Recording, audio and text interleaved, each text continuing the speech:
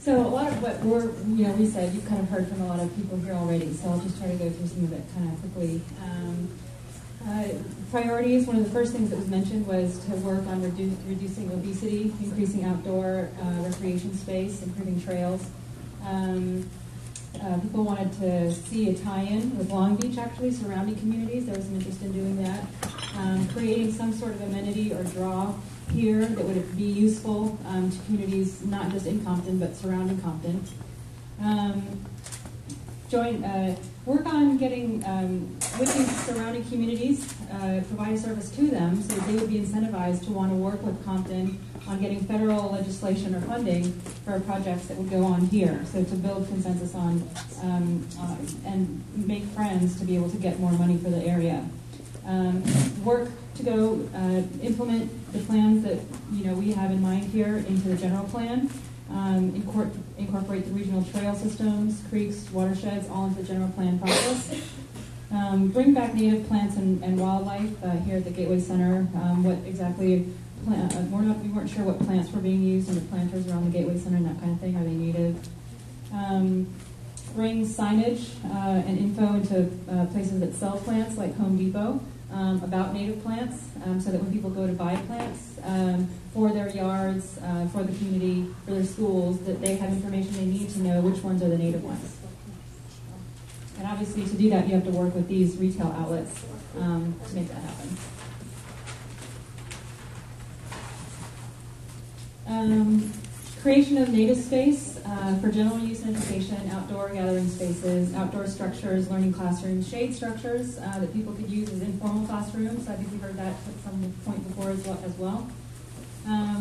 Partnerships with LA County for outdoor classrooms, holistic projects, creation of local jobs. So holistic meaning serving both economic and environmental purposes, creation of local jobs, tying in at-risk youth and adults, mentorship programs. So as restoration projects or cleanup projects or planting projects happen, don't just have an agency come in and do it for Compton. Have somebody from one of these, whether it's Northeast Trees or whatever organization it might be, come in and train local people to do it so that they'll know how to do it in the future as well. Incorporate with local community colleges, and work with the classes and professors at these schools to help create a local kind of base of experience and expertise in the community. And this provides actually, students, they're good for getting stuff done for you for free. So it increases the capacity to get things done if you leverage that as well. Partnerships with local businesses, using local students to do baseline planning resources. So for a lot of the projects that need to be implemented, you're going to need a lot of baseline information or baseline planning that needs to happen ahead of time before the project will be shovel ready. So you can leverage local volunteers and students to be developing that information for you in an ongoing way so that when you're ready to go get funding, you're further along than you would have been otherwise. Tying the high schools, maybe they wouldn't be doing the more advanced work like the community college students would, but there's definitely things that they could be doing to help move things along. Safety and stray animals was a concern. When people go around walking in the community, there's a lot of stray animals, dogs, and that people have to deal with, and so that's a concern for people, especially people with small children. Okay. In terms of the balance between economy and the environment here at the Gateway Center, the feeling was that there was too much pavement at the Gateway Center. They weren't sure if the stormwater was being managed effectively or was it sort of just running off into the creek untreated. So there was an interest in creating more bioswales, doing stormwater capture, natural berms. But people did like the fact that there's jobs that created at the Gateway Center, so that was viewed as a good thing. So the use of low-impact development standards should be implemented in the community. Connection from the blue line needs to be addressed. We've heard a lot about that this weekend. Businesses should face the river versus backing onto the creek. Work with local groups that are already here. So there's a lot of community groups in the area, and a number of the speakers have mentioned that the local community really needs to be involved in whatever happens here and elsewhere in Compton related to habitat and ecosystem restoration.